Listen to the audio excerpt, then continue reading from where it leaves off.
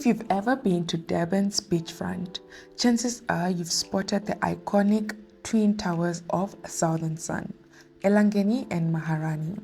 In this video, we are taking you inside one of them. So grab your shades and let's explore it together. We accidentally checked into the wrong tower at first. Identical twin problems, I guess. But we were soon redirected to the Maharani side, which is said to have bigger rooms and better views. The views surely didn't disappoint. From the moment we walked in, the hospitality had that 4 to 5 star charm. Luggage was carried to our rooms, smiles all around from staff happily waiting to assist. It was the peak of December season, so the festive decor was in full swing. The room, ocean views for days. Every room seems to face the ocean side, and ours was on the 18th floor. The perfect, not too high and not too low sweet spot in that 32-story giant. We were beyond exhausted on the first day, so we did what any tired but hungry traveler will do. We called room service. This was my first ever room service since becoming a bills-paying adult, okay? And to my fellow frugal travelers traveling on a budget, the prices were surprisingly reasonable. The delivery fee was a mere 10 rand. We ordered a beef pizza and chicken curry. Naturally, we were a bit skeptical about hotel curry. But come on, we are in Durban. If you can't trust curry here, where else can you? The verdict? The curry was a solid 7 over 10. Flavorful and comforting.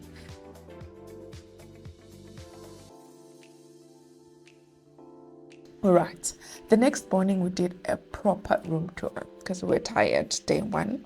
Our room was right at the end of the corridor, tucked in a private corner. I loved that for us because during busy seasons, hallway noise can get really real. Trust me, we've had a bad experience in a smaller hotel nearby. So one big check, ding ding for me. Let's get to the room. As you enter, the bathroom is in your immediate right. It is functional and clean. Nothing fancy here. It just does the job. The blue tiles match the room aesthetic.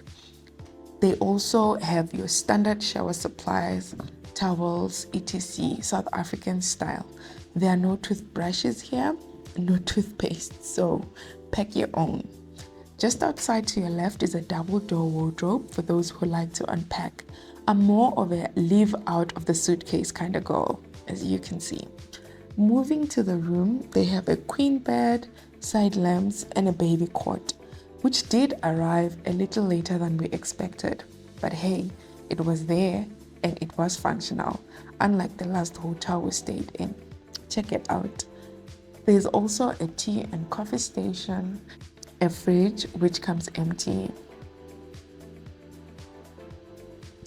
So no overpriced drinks and snacks temptations. There is a safe,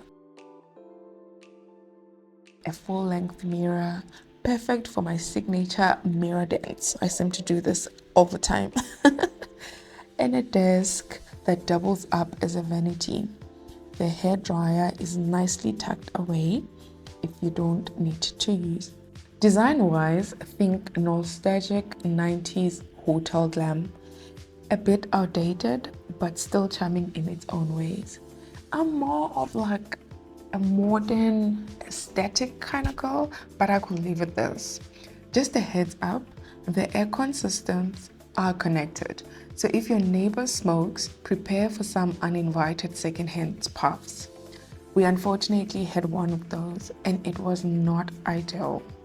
One thing we noticed and appreciated about the area was great police visibility.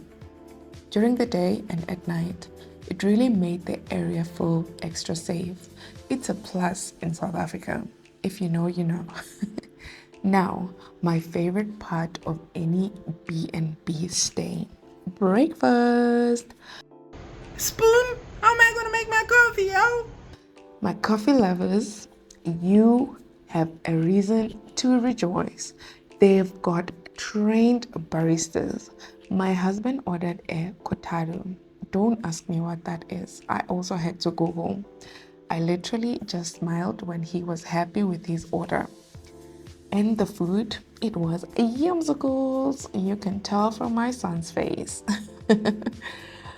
The pastries, cold meat, a full English spread, fish, fresh fruit. I am a sucker for good pastries, so trust me, I know.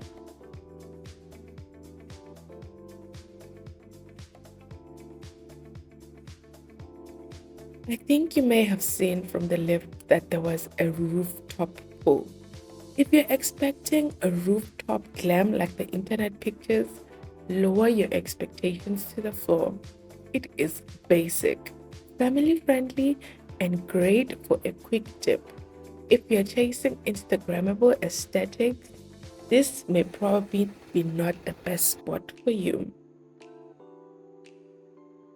The vibes are great. The pricing, surprisingly reasonable for a beachfront hotel at that time of the season.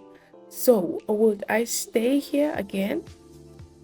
For a last minute booking when the other fancier ones are booked, like we did? Definitely. If you love honest reviews, money saving tips, and you want us to adult together, don't forget to like and subscribe. See you on the next one. Bye.